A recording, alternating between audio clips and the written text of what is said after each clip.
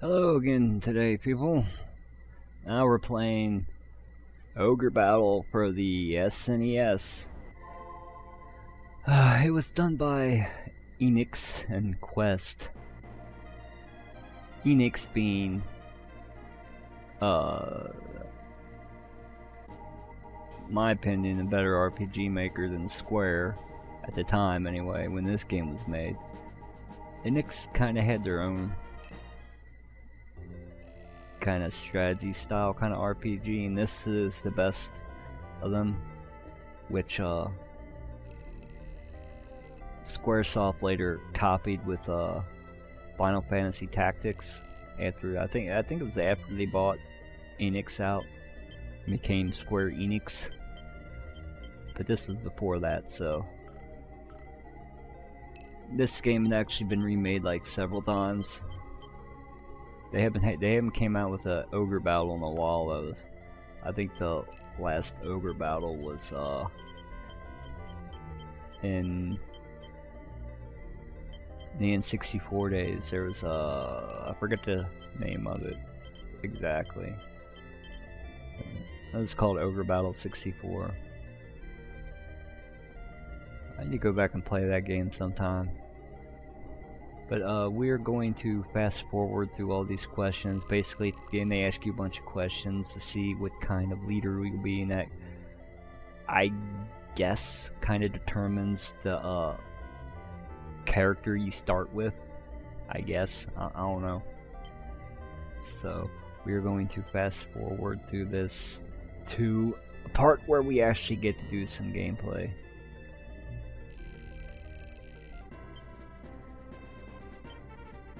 And we're back at about 4:35. Now they ask you quite a bit of questions there at the beginning. And this is kind of the game map. You know, kind of looks similar to stuff you've seen off Final Fantasy games. But basically, you move your little unit there around, and this beginning is kind of really a tutorial on how to play the game.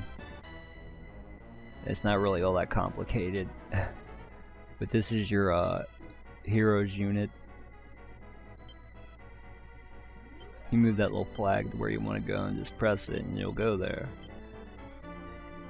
Now you'll notice that there's a little gauge down there at the right underneath that little ball thing. And you got your money up there. You have to have money to deploy troops, and I think you can only have like a maximum 8 units out at the same time.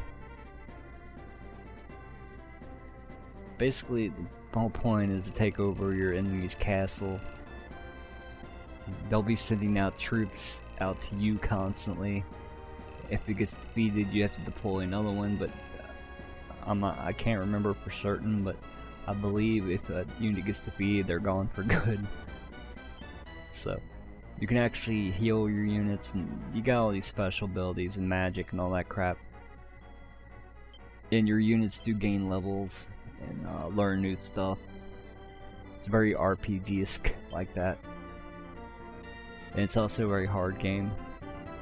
I mean, this one might not be Final Fantasy Tactics kind of hard, but and it's not as in-depth as that game.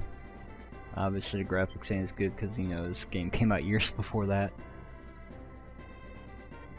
But every time you like liberate a town, which you usually do without a fight, sometimes they have troops positioned there that you have to defeat, but you'll get a tarot card that gives you special abilities and all that stuff. Now this is like one of the first kind of classic games that comes to mind when people think, you know, RPG tactic, turn-based. Now again, this is a tutorial, so you don't really have an opposing force other than the wizard that joins you after you defeat him. He's just there to test your kind of metal as a leader. If we ever get across these damn mountains. Now, moving through terrain does take longer and more movement, I guess, but you don't really use movement much on this because I pulled the moon card so it got dark. And you can also use tarot cards in battle while fighting, and they do attacks or heals or buffs or whatever. I'll go all the way over here and I get told I have to go all the way back. It sucks because moving through the mountains takes forever. Then you have to actually swim across the narrow, the shallows of the water to get to a hidden city. And there are plenty of hidden cities that give like special stuff, so we'll ever get over here. And now I'm getting told, well, you have to go way back over there. There are a lot of monster units and stuff that can join your party and stuff too.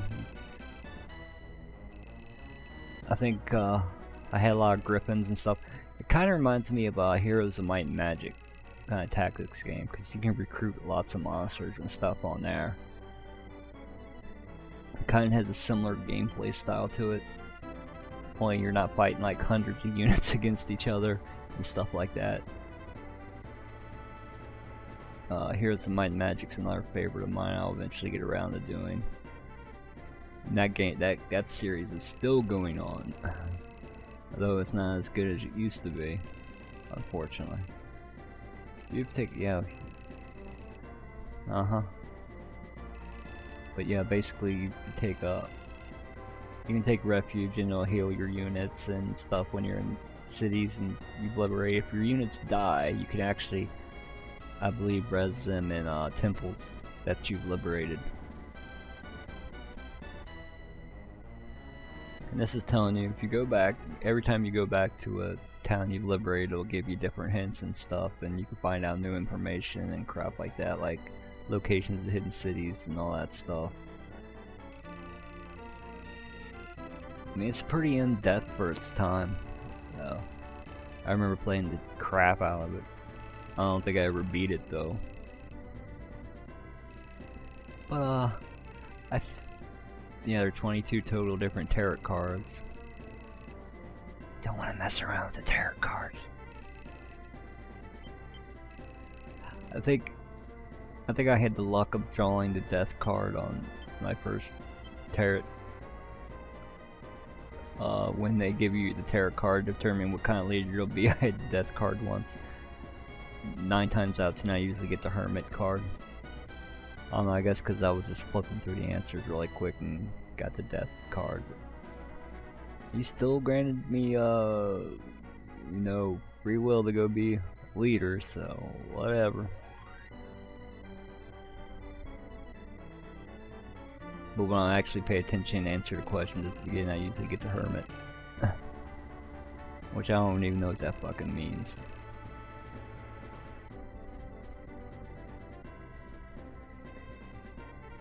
It's actually kind of making me want to go play Final Fantasy Tactics now. Maybe I will. It's been a long time.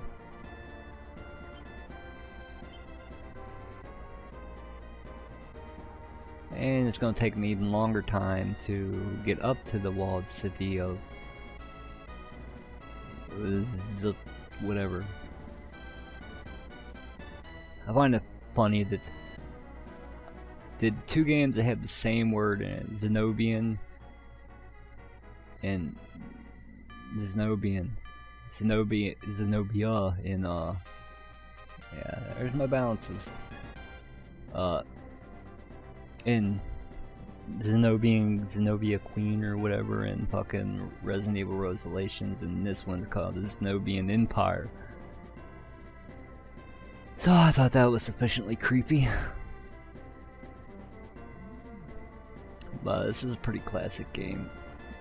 I would put it up there in the top 4, 5, top 5 of my favorite RPG tactics games.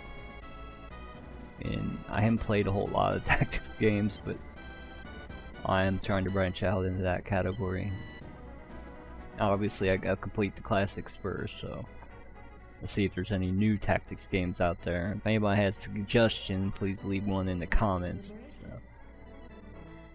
So. Anyways, thanks for watching. Liberation!